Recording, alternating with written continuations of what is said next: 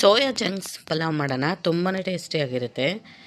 Normal pulao ಥರನೇ soya chunks ಹಾಕಿ ಒಳ್ಳೆ protein, vitamins ಎಲ್ಲ ಸೇರುತ್ತೆ. ಒಳ್ಳೆ ರಾಯ್ತ, ಮೊಸರು ರಾಯ್ತ ಜೊತೆ ಇದನ್ನು ಟೇಸ್ಟ್ ಮಾಡೋಣ. ಒಂದೊಳ್ಳೆ ಸೋಯಾ ಚಂಕ್ಸ್ ಪಲಾವ್ ಮಾಡೋ ವಿಧಾನ ಇಲ್ಲಿ ನೋಡೋಣ. ತುಂಬ ಟೇಸ್ಟಿಯಾಗಿರುತ್ತೆ. ಸಿಂಪಲಾಗೂ ಆಗುತ್ತೆ, ಮಕ್ಕಳ ಲಂಚ್ ಬಾಕ್ಸ್ಗೆ ಬೇಗನೆ ಆಗುತ್ತೆ. ಇದಕ್ಕೆ ಬೇಕಾಗಿರೋ ತರಕಾರಿ ಬೀನ್ಸು, ಕ್ಯಾರೆಟು, ಆಲೂಗಡ್ಡೆ ಮತ್ತು ಹಸಿಮೆಣ್ಸಿನ್ಕಾಯಿ ತೊಗೊಂಡಿದ್ದೀನಿ. ಇಲ್ಲಿ 1 ಗಂಟೆಗಳ ಕಾಲ ನೆನೆಸಿಟ್ಟಂಥ ರೈಸ್ ತೊಗೊಂಡಿದ್ದೀನಿ, ನಾರ್ಮಲ್ ಬಾಸುಮತಿ ರೈಸು. ಇಲ್ಲಿ ಸೋಯಾ ಚಂಕ್ಸ್ ತೊಗೊಳ್ಳೋಣ. ಒಂದು ಮುಷ್ಟಿಯಷ್ಟು ಸೋಯಾ ಚಂಕ್ಸ್ನ ನೆನೆಸಿಟ್ಟಿದ್ದೀನಿ. ಬೆಳ್ಳುಳ್ಳಿ, ಶುಂಠಿ, ಈರುಳ್ಳಿ, ಟೊಮೊಟೊ. ಮೊದಲು ಒಂದು ಮಸಾಲೆಗೆ ಮಿಕ್ಸರ್ ಜಾರು ತೊಗೊಂಡು ಬೆಳ್ಳುಳ್ಳಿ, ಶುಂಠಿ, ಹಸಿಮೆಣ್ಸಿನ್ಕಾಯಿ, ಸ್ವಲ್ಪ ಪುದೀನ, ಸ್ವಲ್ಪ ಕೊತ್ತಂಬರಿ ಸೊಪ್ಪು ಹಾಕ್ಕೊಂಡು ಇದನ್ನು ಪೇಸ್ಟ್ ಮಾಡ್ಕೊಳ್ಳೋಣ. ನೋಡಿ, ನೈಸಾಗಿ ಒಳ್ಳೆ ಪೇಸ್ಟ್ ಆಗಿದೆ.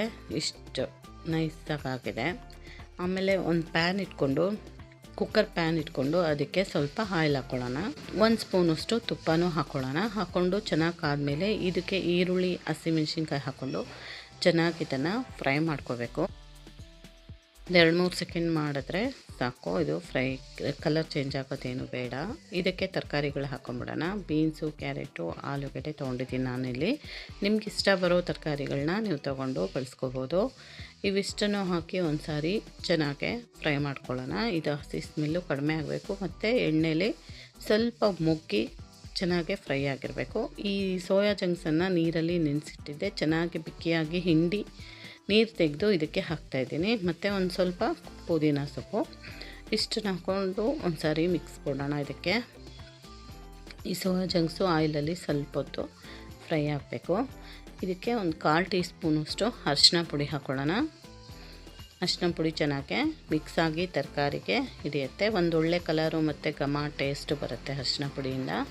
ಈ ರುಬ್ಕೊಂಡಂಥ ಪೇಸ್ಟು, ಹಸಿಮೆಣ್ಸಿನ್ಕಾಯಿ, ಬೆಳ್ಳುಳ್ಳಿ, ಶುಂಠಿ ಪೇಸ್ಟು, ಪುದೀನ, ಕೊತ್ತಂಬರಿ ಪೇಸ್ಟನ್ನು ಹಾಕ್ಕೊಂಡು ಮತ್ತು ಇದಕ್ಕೆ ಟೊಮೊಟೊ ಹಾಕ್ಕೊಳ್ಳೋಣ. 2 ನಾಟಿ ಟೊಮೊಟೊ ತೊಗೊಂಡಿದ್ದೀನಿ ನಾನಿಲ್ಲಿ. ಇಷ್ಟನ್ನು ಹಾಕಿ ಇದು ಹಸಿ ಸ್ಮೆಲ್ ಹೋಗೋ ತನಕ ಒಂದು 5-6 ನಿಮಿಷ ಫ್ರೈ ಮಾಡ್ಕೋಬೇಕು. ಮೀಡಿಯಮ್ ಫ್ಲೇಮಲ್ಲಿ ಇಟ್ಕೊಂಡು ಚೆನ್ನಾಗಿ ಇದನ್ನು ಫ್ರೈ ಮಾಡಿಕೊಂಡಷ್ಟು ಪಲಾವು ಟೇಸ್ಟ್ ಚೆನ್ನಾಗಿ ಬರುತ್ತೆ. ಇದಕ್ಕೇ ಉಪ್ಪು ಹಾಕ್ಕೊಳ್ಳೋಣ. ಕಲ್ಲುಪ್ಪು ಹಾಕ್ತಾಯಿದ್ದೀನಿ, ಒಂದೊಳ್ಳೆ ಟೇಸ್ಟ್ ಕೊಡುತ್ತೆ. ಇದನ್ನು ಮುಚ್ಚಿ ಸಿಮ್ಮಲ್ಲಿಟ್ಟು ಒಂದು 10 ನಿಮಿಷಗಳ ಕಾಲ ನಿಧಾನವಾಗಿ ಬೇಯಿಸ್ಕೊಳ್ಳೋಣ. ತರಕಾರಿ ಸ್ವಲ್ಪ ಬೇಯುತ್ತೆ. ಇದಕ್ಕೇ ಪೆಪ್ಪರ್ ಪುಡಿ, ಗರಂ ಮಸಾಲ ಪುಡಿನ ಹಾಕ್ತಾಯಿದ್ದೀನಿ. ಅದು ಪಲಾವ್ ಪುಡಿ ಮನೇಲೇ ಮಾಡಿದ್ದಂಥದ್ದು. ಅರ್ಧ ಸ್ಪೂನಷ್ಟು ಖಾರದ ಪುಡಿ ಹಾಕ್ಕೊಂಡು ನಿಧಾನವಾಗಿ ಮಿಕ್ಸ್ ಮಾಡ್ಕೊಳ್ಳೋಣ. ಇದನ್ನು ಸಿಮ್ಮಲ್ಲೇ ಇಟ್ಕೊಂಡಿರಬೇಕು. 1 ಕಪ್ಪಷ್ಟು ಮೊಸರು ಹಾಕ್ಕೊಳ್ಳೋಣ. ಮೊಸರು ಹಾಕೋದ್ರಿಂದ ಪಲಾವ್ ಒಂದು ಒಳ್ಳೆ ಟೇಸ್ಟ್ ಬರುತ್ತೆ. ಮಿಕ್ಸ್ ಕೊಟ್ಟು ಚೆನ್ನಾಗಿ ಇದಕ್ಕೆ ನೆನೆಸಿಟ್ಕೊಂಡಂಥ ರೈಸನ್ನು ಇದಕ್ಕೆ ಹಾಕ್ಕೊಳ್ಳೋಣ. ಹಾಕ್ಕೊಂಡು ಒಂದು ಸಾರಿ ಚೆನ್ನಾಗಿ ಮಿಕ್ಸ್ ಮಾಡ್ಕೊಳ್ಳೋಣ. ಇದು ಸ್ವಲ್ಪ ಕುದಿ ಬರಬೇಕು. ಇದ್ರ ಟೇಸ್ಟ್ ನೋಡಿಕೊಂಡು ಈಗ ಉಪ್ಪು ಅಥವಾ ಖಾರನ ಅಡ್ಜಸ್ಟ್ ಮಾಡ್ಕೋಬೋದು. ಚೆನ್ನಾಗಿ ಕುದೀತಾ ಇದೆ ನೋಡಿ. ಈಗ ಟೇಸ್ಟ್ ಮಾಡಿ ನೋಡೋಣ. ಉಪ್ಪು ಖಾರ ಕಡಿಮೆ ಇದ್ದರೆ ಹಾಕ್ಕೋಬೋದು. ಈ ಟೈಮಲ್ಲಿ ಚೆನ್ನಾಗಿ ಕುದಿ ಬಂದಮೇಲೆ ಕುಕ್ಕರ್ಲಿ ಕ್ಲೋಸ್ ಮಾಡಬೇಕು. ಆಗ ಪಲಾವು ಚೆನ್ನಾಗಾಗುತ್ತೆ.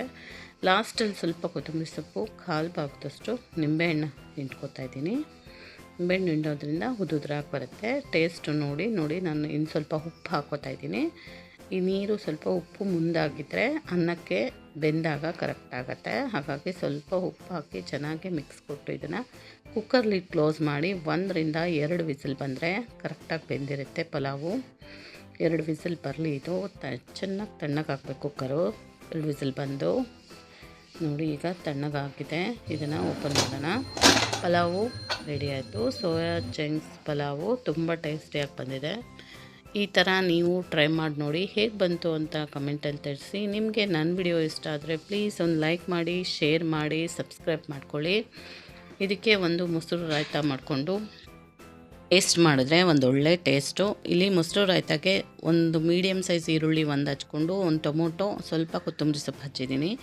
ಇಷ್ಟಕ್ಕೆ ಮೊಸರು ಹಾಕ್ಕೊಂಡು ಒಂದು ಚಿಟಿಕೆಯಷ್ಟು ಉಪ್ಪು ಹಾಕ್ಕೊಂಡು ಚೆನ್ನಾಗಿ ಮಿಕ್ಸ್ ಮಾಡಿಕೊಂಡು ಸರ್ವ್ ಮಾಡಿಕೊಂಡ್ರೆ ಬಿಸಿ ಬಿಸಿ ಸೋಯಾ ಚಂಕ್ಸ್ ಪಲಾವ್ ಜೊತೆ ಮೊಸರು ರಾಯ್ತ ರೆಡಿ ಆಯಿತು.